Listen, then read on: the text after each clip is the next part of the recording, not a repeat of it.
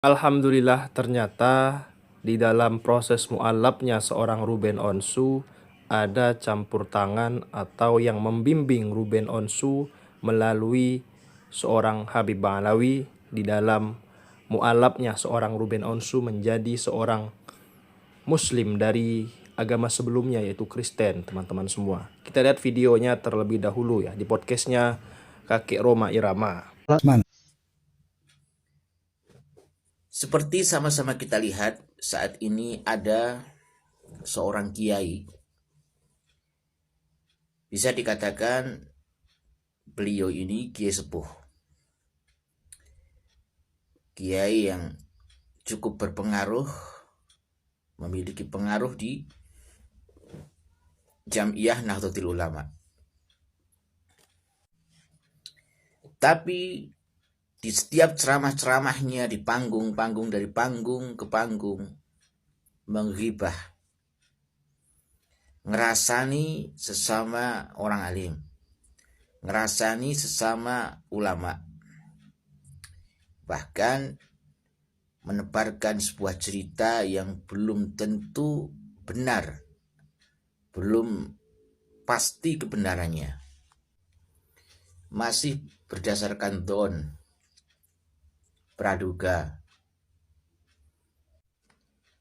Tapi tiba-tiba sekarang memimpin sebuah jamiah Torekoh. Padahal Torekoh itu adalah jalan. Dari bahasanya, dari makna bahasanya, Torekoh itu artinya jalan. Torekoh itu merupakan wasilah untuk bertawasul, untuk wusul menuju kepada keridhaan Allah Subhanahu wa ta'ala. Tentu saja Torekoh itu, jalan itu harus bersih dari penyakit-penyakit hasud, iri, dengki, segala macam hal-hal yang sifatnya duniawi. Terus bagaimana dengan pimpinannya, mursidnya? Mursid itu artinya orang yang memberikan petunjuk.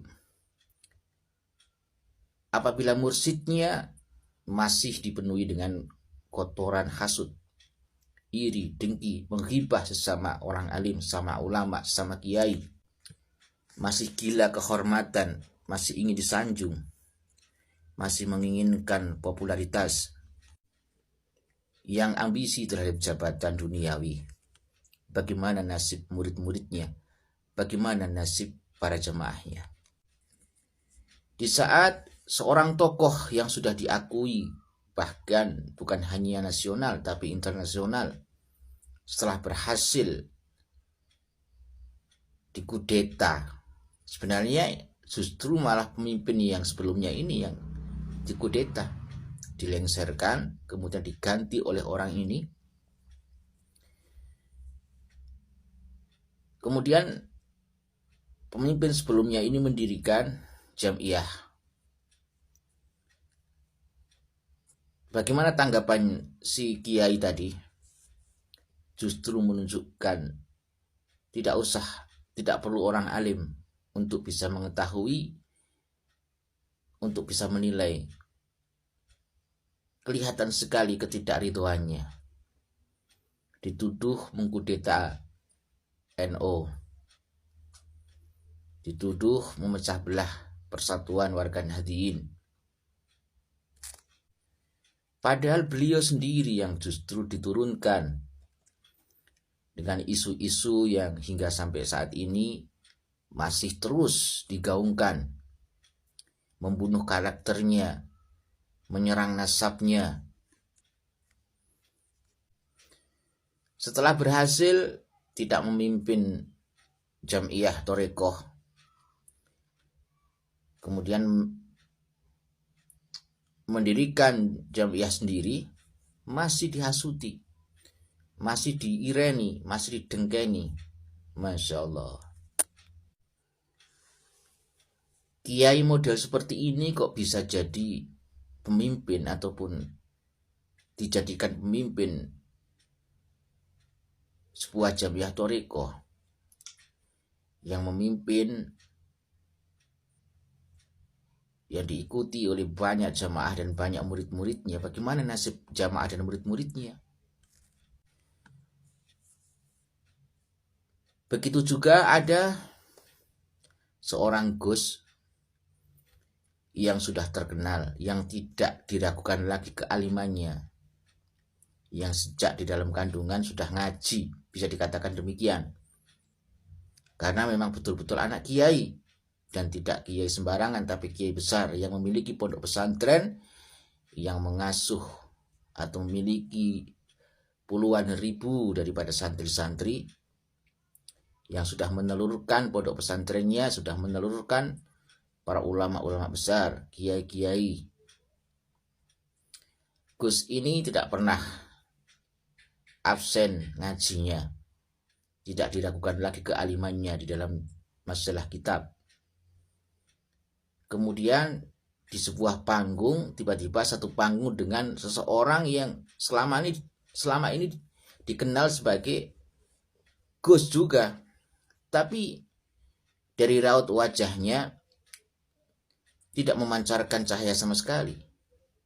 Raine budak, modal rambutnya gondrong, senengain dongeng.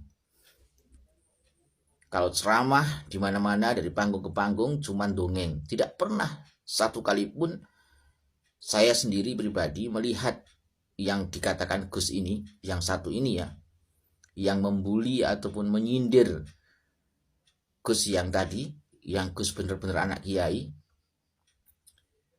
Ini kok dia baca kitab? Belum pernah. Di setiap ceramah-ceramahnya cuma cerita, dongeng. Tidak tahu referensinya dari buku mana dan dari referensi dari mana. Semua yang dia dongengkan, atau mungkin apakah benar-benar dari sumber yang bisa dipertanggungjawabkan atau hanya sekedar halu. Kemudian cenderung meremehkan, merendahkan, nyindir tapi ning ngarepe. Seorang nyindir meneh jenenge. Ya. Nyindir seorang Gus yang tidak diragukan lagi kealimannya selama ini. Memang kebolak-kebalik zaman ini. Dan bagi orang-orang yang memang sudah terkotori hatinya, ya, khususnya para pembenci Habib, para pembenci Habaib, para pembenci Ba'alawi, yang memang hasut terhadap nasab Ba'alawi. Gus yang satu ini jadikan andalan, dijadikan kebanggaan. Ya. Tapi yang ingin Al-Fakir sampaikan di sini adalah semoga umat ini bisa cerdas. Insya Allah masih banyak yang cerdas dan waras, bisa membedakan, bisa menilai, bisa melihat terang benderang kok. Bedanya itu baina sama wal ard, baina sama wa sumur bor, saking jauhnya.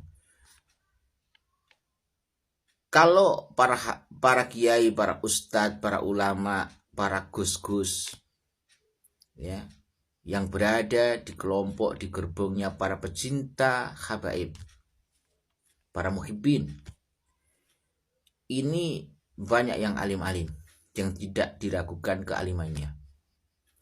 Dan gusnya, status gusnya jelas. Anaknya kiai siapa, pondoknya mana, alumni mana, jelas. Kemudian bandingkan dengan orang-orang yang katanya Gus, yang berada di kelompoknya para mukimat ini, para pembenci nasab Ba'alawi, para penghina para habaib di Nusantara ini. Bedakan. Diibaratkan seperti warna antara hitam dan putih, antara susu dan kopi. Jelas sekali perbedaannya. Hanya orang yang waras dan hanya orang yang memang benar-benar mendapatkan hidayah dari Allah Subhanahu wa taala yang bisa membedakan antara keduanya. Dan insya Allah hingga sampai saat ini Al-Fakir masih bersama. Gerbongnya mengikuti para ulama, para gus, para ustadz, para kiai, para ulama yang menjadi pecinta para habaib. Wallahu a'lam bishawab.